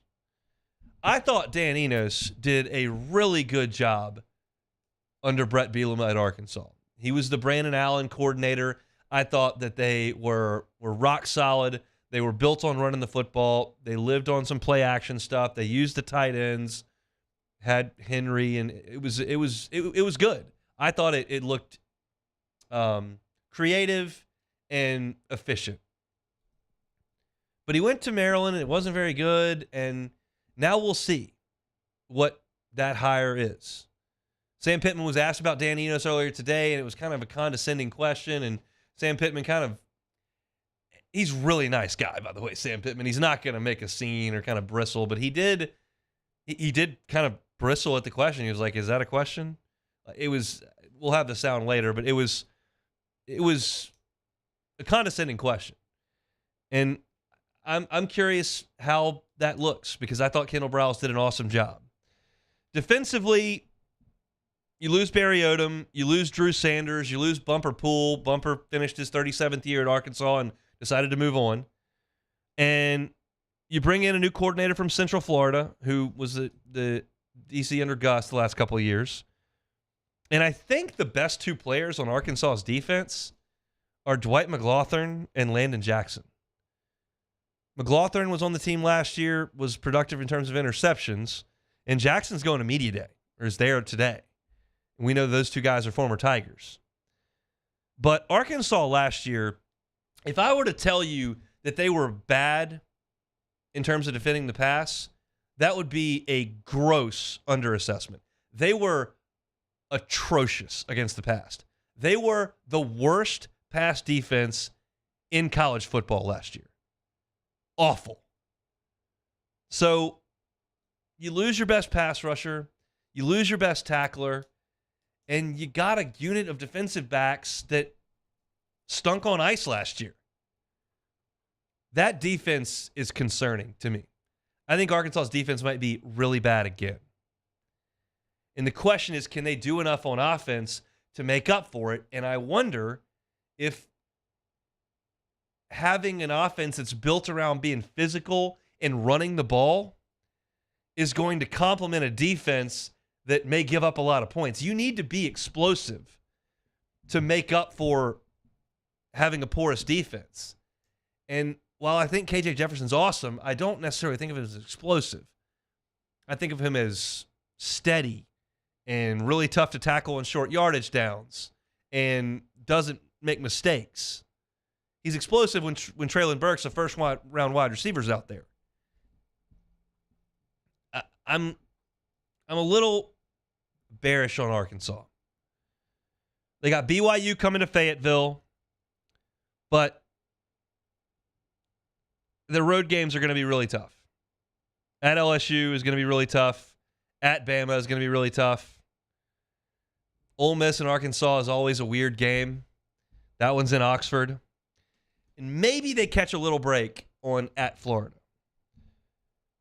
But what to me is the key to this Arkansas season, because they're not going to win 10 games, and I don't think they're going to win 3 games. The key to this Arkansas season, whether it's a 6-win season or an 8-win season, to me, is they have got to take care of business at Reynolds Razorback Stadium. They have got to win their home games. Because you're playing LSU on the road, you're playing Bama on the road, you're playing A&M on the road, you're playing Ole Miss on the road, you're playing Florida on the road. What do you have at home? You got Mississippi State, first-year head coach. You got Auburn, first-year head coach. You got Missouri. They're not that good. They have got to go 3-0 in their conference home games. Every conversation is framed differently based on what team you're talking about. We're talking about Bama. How do I start the conversation in the first hour? Are they going to win the national championship? That's what you start with. We start with LSU. Are they going to win the West? Can they make the playoff? That's where you start. With Arkansas, it's, well, is it going to be 5, 6, 7, 8 wins? Like, where are you going to go? And the swing games, to me, are not at Bama. It's not at LSU. Arkansas is not going to come here and win. It's Mississippi State, Auburn, and Missouri. You go 1-2 in those games on your home field, you're not going to make a bowl game. You go 3-0, that's a good year. You're going to have a good year. I think their home games are vital to what they're trying to do up there in Fayetteville. And look, Sam Pittman built some momentum. And momentum's a funny word in a transfer portal era where the rosters overhaul so quickly. But if you go from 3-7 to 9-4 to 7-6 to 6-6, you're kind of stalling, and then you're going to lose your quarterback. So I think it's an important year for Sam Pittman to continue to stack up wins and to win their home games, sneak up on 2 SEC teams away from home, go beat Florida, beat A&M in Arlington, and then all of a sudden you're in good shape. 8-9 wins. That's a great year. But I'm struggling with that with that defense. I think they could be in trouble on the defensive side of the ball in Fayette. But we'll talk about Florida coming up here in 15 minutes. The Kentucky Wildcats next on the Hunt Palmer Show. You're listening to Hunt Palmer. In times of need, get a full list of phone numbers, websites, and other important emergency information on the Demco Stormwatch page at 1045ESPN.com.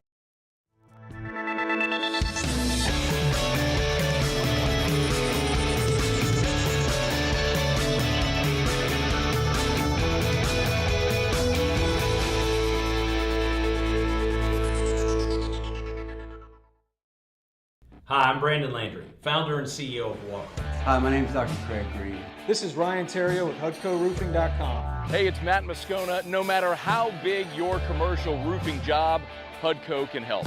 My patients come to me because they trust that I can get the job done at a high level. Ryan Terrio and Richard Tilley have the same level of trust when it comes to roofing. If you have a roofing issue, call HUDCO Roofing. Give us a call, 364-1007, and we'll come to your house and give you a free inspection. The importance of doing this fortified program and offering it to people down here is, number one, the only real chance you're going to get to do this is when you put on a new roof or build new. And through companies like HUDCO, who's kind of leading the way in this thing, it's going to offer the customers a huge advantage in the insurance market and the price of their insurance. You know, we're not looking to make a fortune off fortifying. We're trying to give you a better product than our competitor at the moment. I'm trying to do something that he can. I'm trying to give you something better. So a lot of these insurance jobs, you're getting a re-roof, you're only paying your deductible. Let's sit down and talk about the fortified and let's see what it does to your insurance premium. You're getting a steal. Yeah. You're getting a brand new roof and a fortified certificate for your deductible, essentially. I think we're rocking and rolling.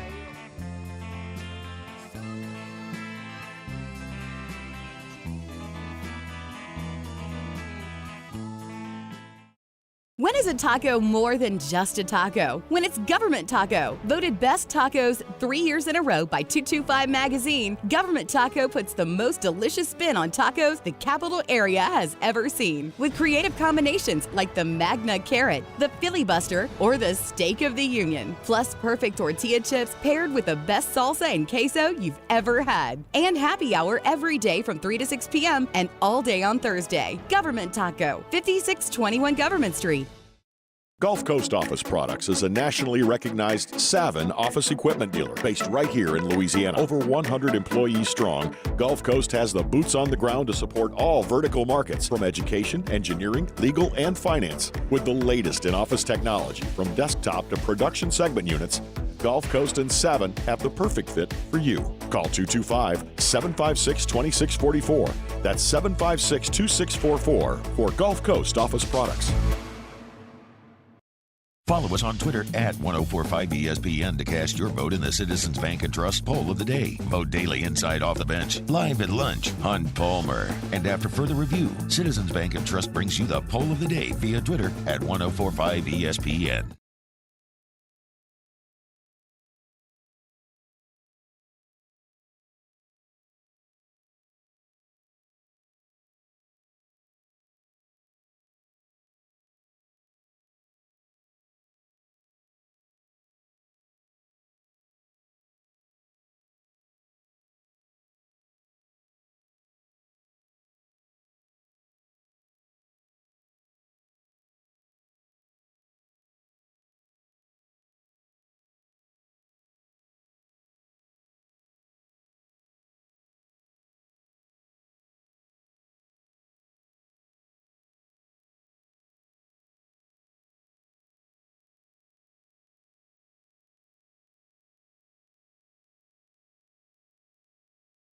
Charles Henniger, join us for the next edition of Live at Lunch from Louis Cafe, just off the LSU campus. We'll be wrapping up SEC Media Days with Jacob Hester, and Matt Human stops by as well. Live at Lunch, 11 a.m. weekdays on 104.5 ESPN Baton Rouge.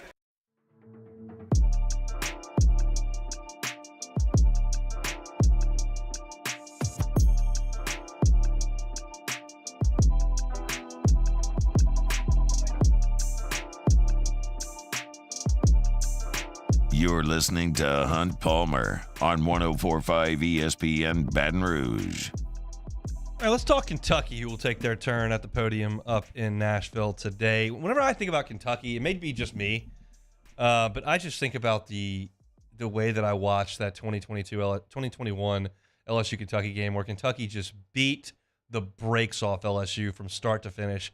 And I'm sitting there looking at the TV going, this is not supposed to happen. Like, that was foul. That was disgusting.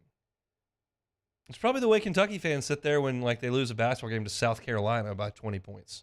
It's like, this is unacceptable. This cannot happen.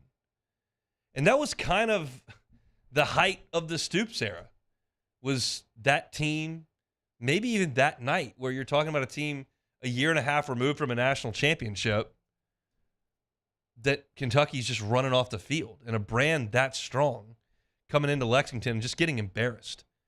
And Ed Ogeron talked about this after he was let go, kind of looking back on his career at LSU, and said, that was when you knew things were in big, big trouble.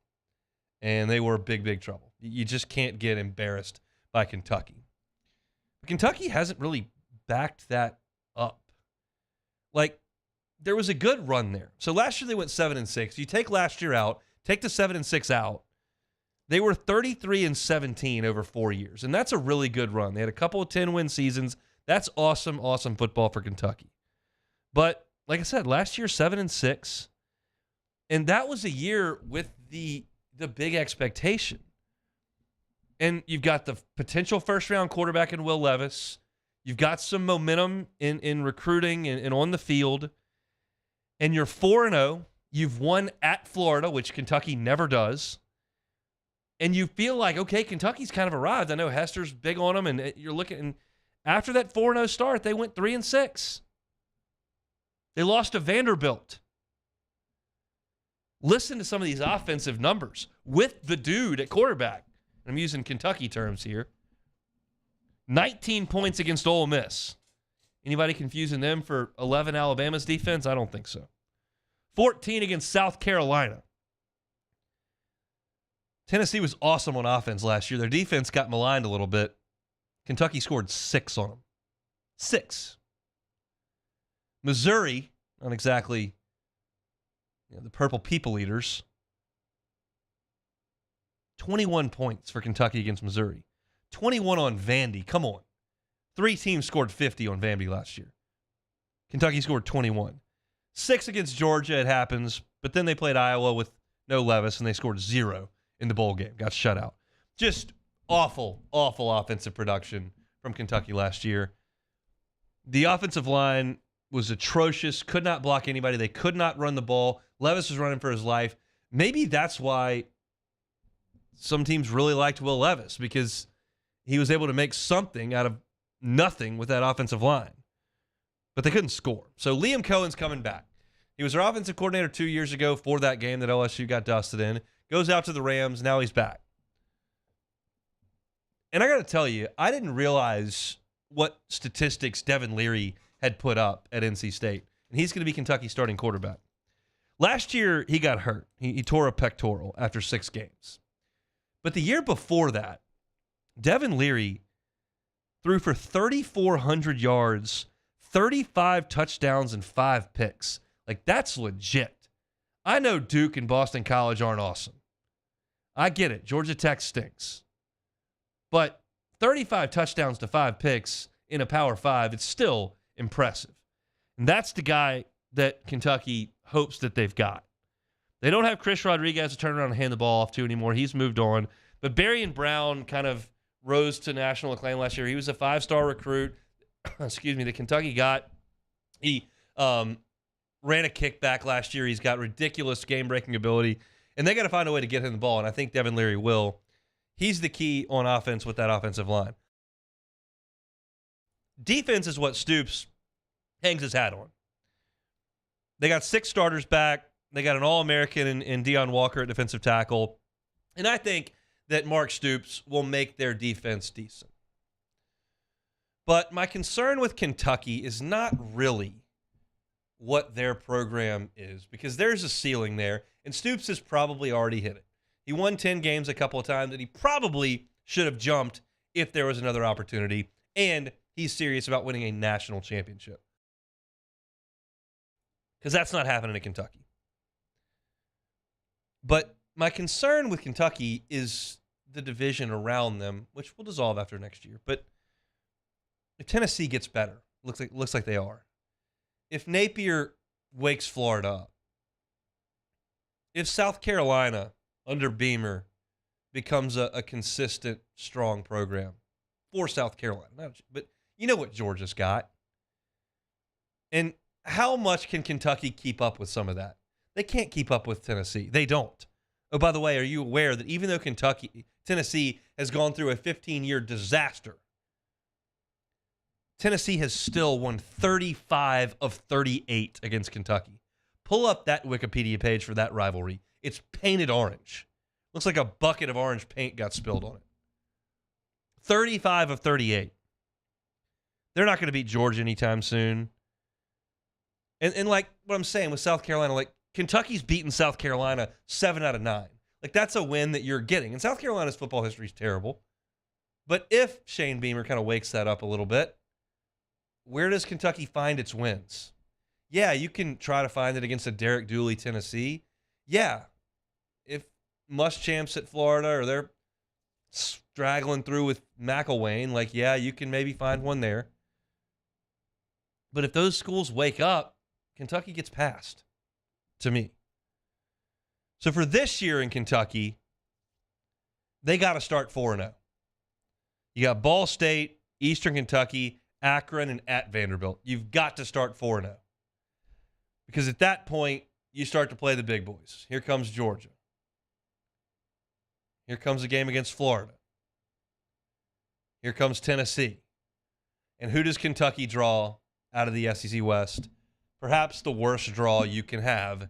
That is a home game against Bama. because that's a home game in league that you're probably not going to win. So they've got to get off to a good start. If you, for some reason, drop a game to Vandy or Ball State, which shouldn't happen, it's just hard to find the other wins. And I know about the recruiting and the player development and the program that Stoops built because they allowed him some time. But I'm always going to be skeptical about a program that builds itself on the back of 3 stars. And Kentucky picks off a 4-star here and there. They even pick off a 5-star here and there. Not often, but sometimes. But the program is built on 3 stars. You build a program on 3 stars, I will find you a program that's more often than not going to settle in at 7 or 8 wins in the Southeastern Conference. And that's what I think Kentucky is.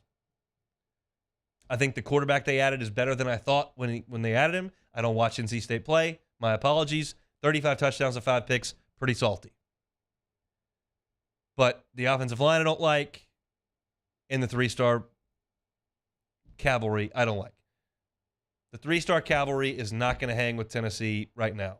It's not going to hang with Georgia right now. It's not going to hang with Florida for long. You can beat Mississippi State with them. You can beat Eastern Kentucky and Ball State. You can go to Nashville and win. But I believe that the Stoops era in Kentucky has probably peaked. We'll see what the new scheduling looks like. But adding Oklahoma and Texas to the league doesn't exactly make me feel sunshine and roses about Kentucky adding another win here or there. So it's just, I'm a big recruiting guy. I'm a big stargazer. I like the talent. I like the pros. I like the dudes. Kentucky's got developmental players who play in a good scheme. And that's good to make sure you don't go 3-9. They won't. But it's not great if you're going to try to top what you've done previously in the Stoops era, and I don't think they will. So I'm not huge on Kentucky this year. I'll be pulling for them against Bama, though. Won't you join me? We'll talk about Florida next on the Hunt Palmer Show. You're listening to Hunt Palmer. Our listeners fire off their opinions on the jimsfirearms.net hotline at 499-1045. Keep listening for your next chance to shoot us your thoughts with the jimsfirearms.net hotline on 1045 ESPN Baton Rouge.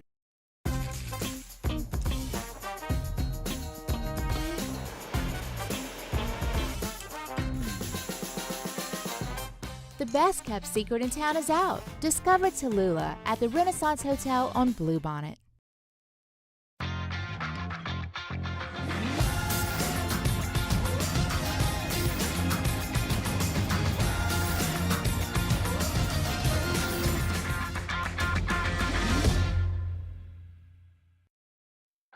Oh, hey, what's up? It's Big D and Bubba, 100.7 The Tiger Morning Show. We'd love for you to join us every weekday, 4 a.m. till 9 a.m. Yeah, everything you want in a show. Country music.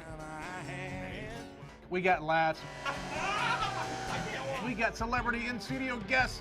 We just need you. Join us every weekday morning, 4 a.m. to 9 a.m., right where it all started. That's right. Louisiana's country station, 100.7 The Tiger.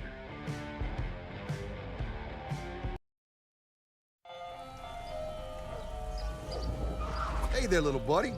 What's the matter?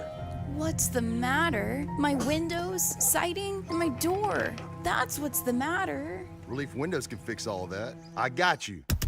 Pop, pop. What's up? Oh my gosh, look! Curb appeal. That's a good-looking neighborhood. ReliefWindows.com. I've been doing business with Luba for 25 years. They're dependable, trustworthy. It's just the attention to detail with our clients. Our folks have years and years of experience. They're highly trained professionals, but many companies have that asset. What I'd like to think makes Luba a bit different is that we use those talents in a way that truly is dedicated to serving the needs of the folks who depend on us.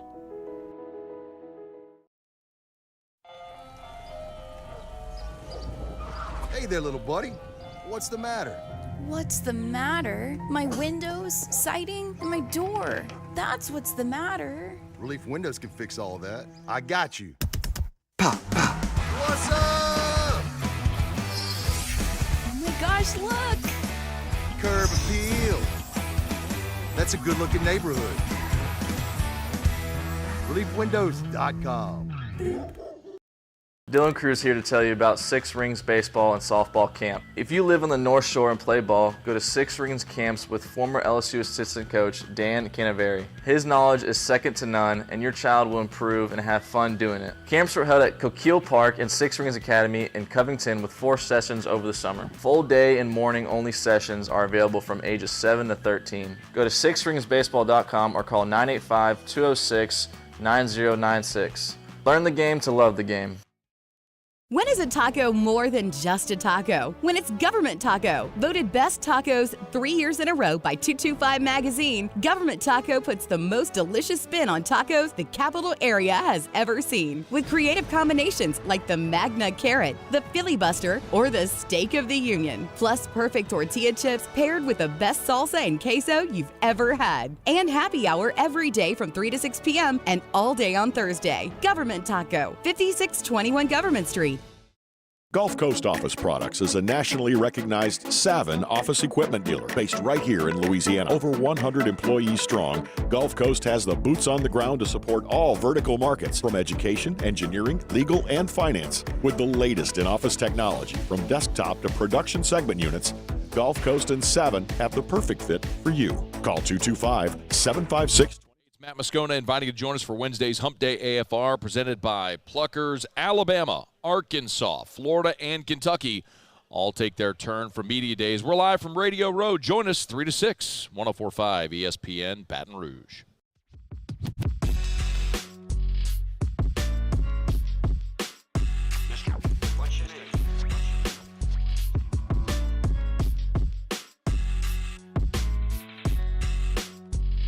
This is Hunt Palmer on 104.5 ESPN Baton Rouge. This time every year, we as LSU fans have been conditioned for 31 years to be very interested in what Florida is doing. That's our permanent opponent. That's who we play. And we'll play them again next year, so that continues. But there's going to come a time here in the next couple of years where I guess that kind of goes away. And I know there's a big faction of you all that cherish that rivalry, that love that rivalry, that enjoy the huge moments that we've seen playing that team. Obviously, 97 comes to mind immediately. Obviously, 07 comes to mind immediately. And those were classic games between two powerhouse programs. Well, I guess tough to call us a powerhouse program in 97, but Florida certainly was. But classic games between two of the great programs in the history of the sport. And it's one you look forward to, and I don't begrudge you for that at all. I would just suggest for me personally, I don't see playing Florida in Tiger Stadium as significantly different over the next 20 years than playing Texas in Tiger Stadium. It'll conjure basically the same emotion for me over time. It didn't take me very long to get in the swing of things with LSU and Texas A&M. And LSU's still going to play Florida every other year. It's just not going to be an every year thing. What irritates me is if I'm, in a random 03 year where I'm trying to win the SEC West and my competition is Ole Miss and they're playing freaking Vanderbilt and I'm playing Florida, I'm not super happy about that. So it's just going to be a little bit of a different situation for us as LSU fans moving forward with this Florida rivalry. And it'll still be a rivalry, and we'll still pay some attention to them, but we're not going to be as locked in, or at least me, covering them and getting ready for shows and all that, dealing with the Florida Gators year in and year out. I will tell you this, because it's on tape. You can go back and listen to it. When LSU was looking for a new head football coach a couple years ago, I wanted Billy Napier to be the guy. He was number one on my list.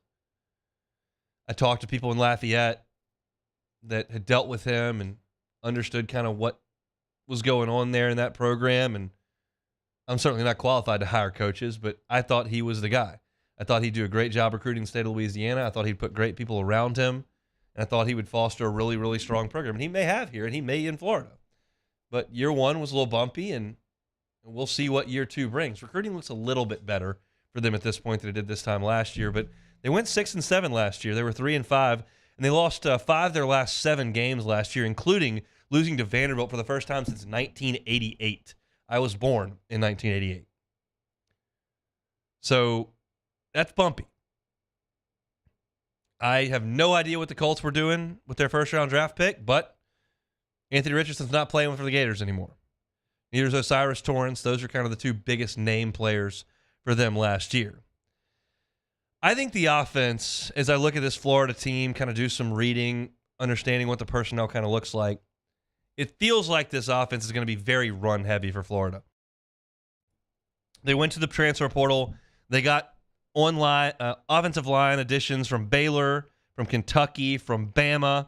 Austin Barber last year for Florida was a freshman all-conference player. So they've got what should be a pretty steady offensive line. And the backs we know are very, very good. Montrell Johnson and Trevor Etienne combined last year as freshmen to run for 1,560 yards and 16 touchdowns. And both those guys are back. So to me, as I look at this Florida team, I see a group in the offensive line they've revamped and hope is going to be a strength of the team, and I see 2 great running backs. I think they're going to be a run-heavy team. Well, if I'm looking for a quarterback who's comfortable with a run-heavy scheme and a big offensive line, what school would I go to in the portal to find that quarterback? That would be Wisconsin. And that's what Florida did, bringing in Graham Mertz. Graham Mertz is not a great quarterback. He's not. He has not been in his time in college. He has played a lot. He started 32 games for Wisconsin. He threw 38 touchdown passes and 26 picks, which is nothing to write home about. He completed 60% of his throws, not great. And you wonder, does he run? Can they get out on the edge? The quarterbacks? Well, Graham Mertz, in his 32 games as a starter for Wisconsin, ran for negative 21 yards. Taking sacks out is tough, but not exactly a huge threat with his legs. On the edge is going to be Ricky Pearsall, who's their number 1 guy coming back. For whatever reason, Florida has struggled to have really good wide receiver play over the last decade. But to me, this Florida offense is going to run the ball a lot. What's the defense going to look like? Because last year, it was not good. It was worse than not good. It was awful. They allowed 49% third down conversions last year, and they gave up 30-plus points in 6 losses. Their defensive coordinator, Patrick Toney, moved on to the NFL, and they brought in an even younger coach, a 29-year-old defensive coordinator. They went to the transfer portal heavy. They brought in 7 guys on the front 7 from the transfer portal. I mean, LSU was heavy in the transfer portal on the defensive front. Florida even more so. It just doesn't look like a very talented team in Florida standards. This, to me, looks like a roster that Kentucky would throw out. Looks like a roster South Carolina might throw out. I don't see the talent. I know Dan Mullen wasn't a great recruiter. I know Billy Napier's first recruiting class wasn't awesome. So it shouldn't come as a shock that you look up and down this roster. There are very few guys you would consider for the all-conference team. There are very few proven commodities with big-time production. You've got 2 backs and a wide receiver that have been good. You got a couple of DBs that have been really good. But that's kind of it. I think if you look across the SEC, Georgia, Tennessee, LSU, Bama, A&M, all significantly more talented than Florida. When you look at recruiting rankings, draftable players, preseason all-conference lists, Florida is in that tier in terms of resources, winning tradition, all that kind of stuff over the last 30 years. But this team just doesn't look like that to me. And last year we talked about the start they really needed to get off on, and they did beat Utah. That was huge. They don't beat Utah, it's a 5-win season. And we thought they would lose that game. Well, guess what? You're starting with Utah again. This time you got to go to Utah. You got to go to Salt Lake. And Cam Rising is back as starting quarterback. I don't know anything about Utah other than that Cam Rising's their starting quarterback and he's back, and they're probably going to be really old because Utah and BYU are always really old. So is it a great team to catch right out of the gate? Probably not. They handled them last year. Richardson played great. But that's a bumpy start there. Then you play McNeese, and what's game 3? Tennessee. It's in the swamp, but it's Tennessee. So I'm looking at a very, very possible 1-2 start for Florida coming off the heels of 6-7. If I know anything about Florida's fan base and anything about what goes on around that program, they don't have a lot of tolerance. When things go south, they back out. Muschamp's not winning a ton, 60% capacity in the swamp. Like they'll bail. They will. And I think that's early. But guess what? It doesn't get a lot easier down the line. You're playing Georgia, not in the swamp. You're playing LSU, not in the swamp. Your other out of conference, besides Utah, who contends for their conference every year, another team that might contend for its conference, Florida State. You know some things about them too. They're going to be pretty good. Jordan Travis, pretty good. Beat Florida last year. So your crossover is Arkansas at home. That's pretty good. But KJ Jefferson's the better quarterback in that game, I'll tell you. So I don't love this. There is a reason why Vegas over-unders for Florida are hovering around 6. Because if you lose 2 non-conference games, which they'll be underdogs, and you've got Georgia and LSU, and you've got Tennessee, I mean, it's hard to start bottling up wins. It's hard to get to 8 wins for this team. When I tell you the talent level looks like a Kentucky, looks like a South Carolina, then you look at the schedule, a lot of teams better than that on your schedule. So it's weird to say, and somebody always proves us wrong in these things. LSU was that team last year. But bringing in Graham Mertz is not giving me the warm and fuzzies. So I think that Billy Napier's okay right now. The recruiting class looks pretty good, and it's pretty commonly accepted that the roster that Napier inherited from Dan Mullen was not very good. But I'll tell you what, if this year goes real bumpy like we think it may, there won't be any grace period in year 3. It is go win now. Because that Florida fan base will tune you out. You do have a great opportunity. You've got real opportunities for huge wins. But I'm not seeing it and not liking it.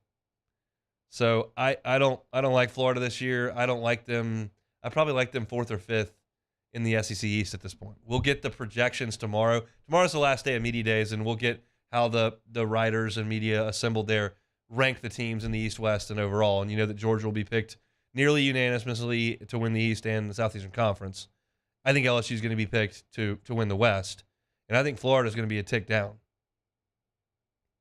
It's going to be Georgia and Tennessee up top, and I think there's probably going to be more momentum behind South Carolina than Florida.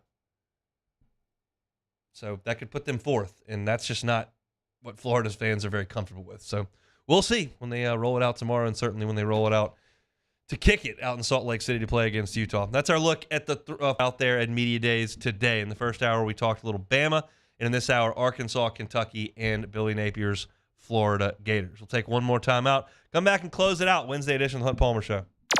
You're listening to Hunt Palmer. In times of need, get a full list of phone numbers, websites, and other important emergency information on the Demco Stormwatch page at 1045ESPN.com. Hello, Samantha, dear, I hope you're feeling fine.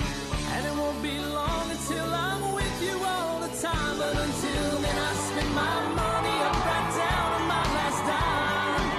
Come home in Baton Rouge.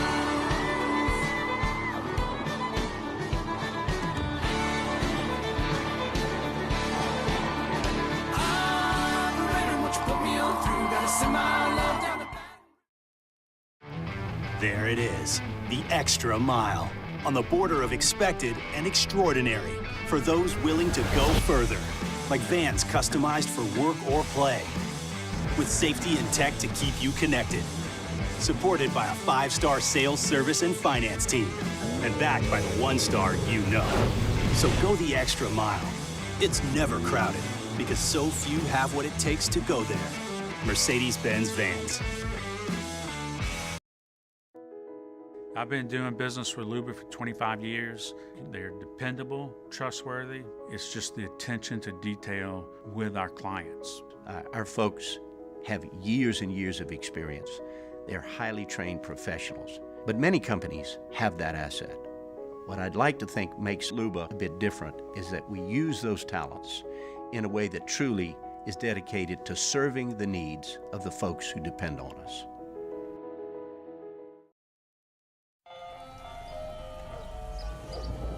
Hey there, little buddy. What's the matter? What's the matter? My windows, siding, and my door.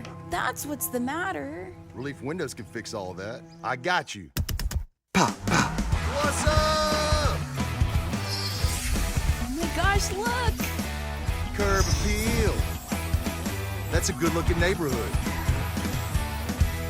ReliefWindows.com. Dylan Cruz here to tell you about Six Rings Baseball and Softball Camp. If you live on the North Shore and play ball, go to Six Rings Camps with former LSU assistant coach Dan Canaveri. His knowledge is second to none, and your child will improve and have fun doing it. Camps were held at Coquille Park and Six Rings Academy in Covington with 4 sessions over the summer. Full day and morning only sessions are available from ages 7 to 13. Go to sixringsbaseball.com or call 985-206-9096. Learn the game to love the game. When is a taco more than just a taco? When it's Government Taco. Voted best tacos 3 years in a row by 225 Magazine, Government Taco puts the most delicious spin on tacos the capital area has ever seen. With creative combinations like the Magna Carrot, the Filibuster, or the Steak of the Union. Plus perfect tortilla chips paired with the best salsa and queso you've ever had. And happy hour every day from 3 to 6 p.m. and all day on Thursday. Government Taco, 5621 Government Street. Gulf Coast Office Products is a nationally recognized Savin office equipment dealer based right here in Louisiana. Over 100 employees strong, Gulf Coast has the boots on the ground to support all vertical markets from education, engineering, legal, and finance. With the latest in office technology from desktop to production segment units, Gulf Coast and Savin have the perfect fit for you. Call 225-756-2644. That's 756-2644 for Gulf Coast Office Products.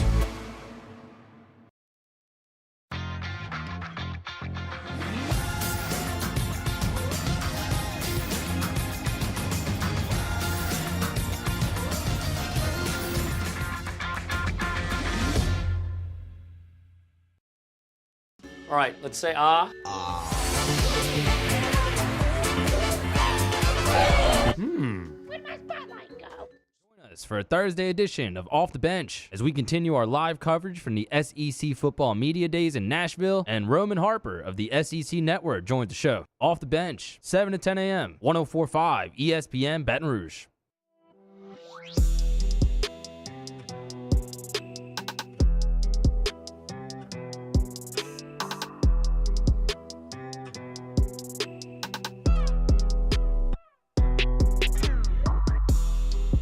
You're listening to Hunt Palmer on 104.5 ESPN Baton Rouge. One more morning up in Nashville for our guys T-Bob Hebert and Jacob Hester. I don't know if y'all caught this morning. T-Bob was fighting it a little bit on the voice front. I can relate. Omaha was tough for me on that Monday. I wasn't on Broadway in a honky-tonk until the early morning hours. I was trying to will our team to a national championship with my voice, and I don't know how much I contributed, but I certainly lost my voice. Man, T-Bob was fighting it a little this morning, but got through it. That's what champions do.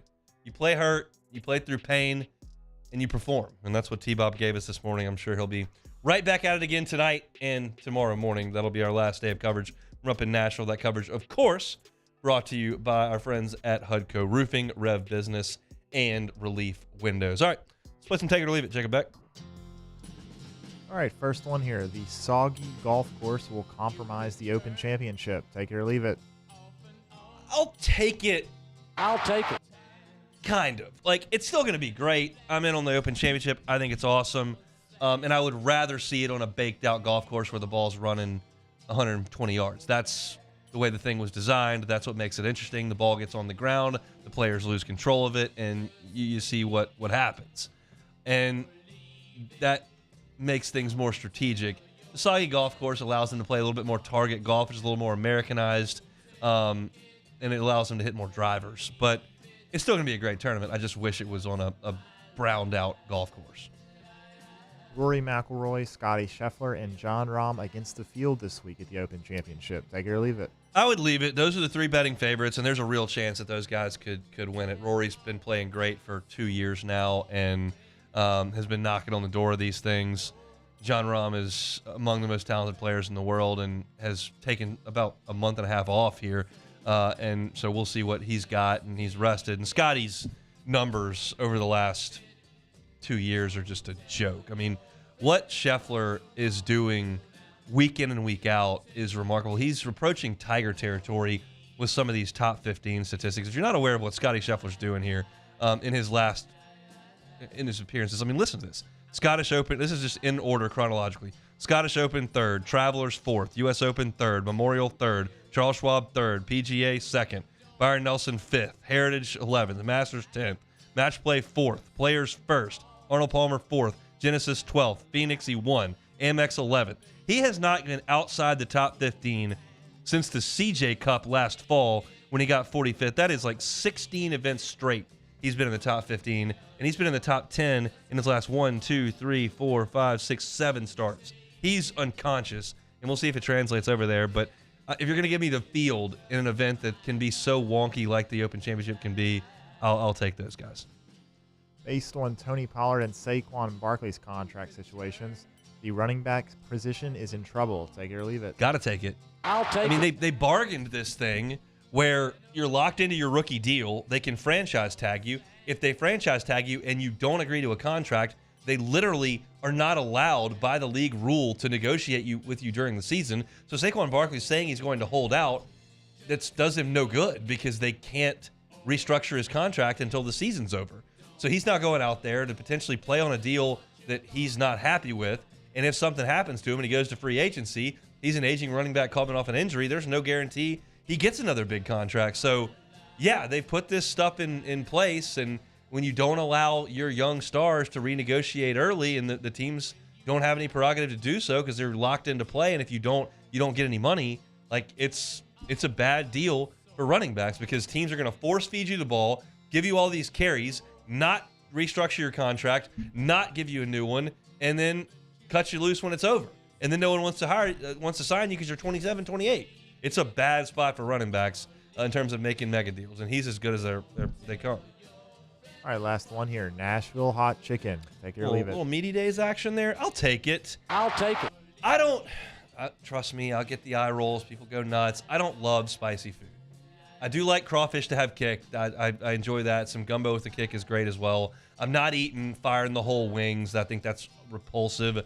I don't want like really spicy jalapenos on burgers and stuff. Like that's not in my bag. I don't love spicy food. So a hot chicken sandwich with too much kick and tang is going to be too much. But I love the fried chicken. If we go easy on the hot sauce, then I'm in for it. If you want to get carried away with it, start making my eyes water and my cheeks swell up and not be able to feel my tongue, I'm out on that. That's an uncomfortable feeling. It's not enjoyable. I would prefer not go there, but I'm in on Nashville hot chicken sandwiches. I'm in on Nashville, period. It's just a great city. I love country music. I love live music. I love centralized bar areas like Broadway that just have a lot of people coming together to have some fun. And it's booming. I'm bummed out that I think my best friend's going to be leaving the Nashville area in the next probably 12 months because he's lived there for a few years. I actually flew up there the day after the NBA COVID thing went nuts. I flew up there for the SC basketball tournament, and then the world shut down, and I had to book it back to the airport to fly back to New Orleans because we thought they were going to ground all the planes. So I'm in on Nashville. It's a great place, and I'm sure I'll go back time and time again in the future. That's it for Take It or Leave It. Today, lots and lots and lots of football. We opened talking about Auburn. Then we talked about Alabama. We did do What If Wednesday, which deviated from football a bit. Played some trivia. If you want to test your SEC football coaches knowledge, you can go back to the end of hour number 1. Then we had Arkansas, Kentucky, and Florida in hour number 2. If you missed any of it, you can always catch it on demand, 1045ESPN.com, Apple Podcasts, Spotify, Google, and, of course, on YouTube. All of our stuff on demand every single day. We're going to try to raise some money for the Baton Rouge Children's Advocacy Center. If you want to do that, go to my Twitter profile, @HuntPalmer88. Any donations are awesome. That link is pinned to the profile. We're going to hand things off to Matt Moscona up in Nashville. See you tomorrow, same time, same place. It's the Hunt Palmer Show.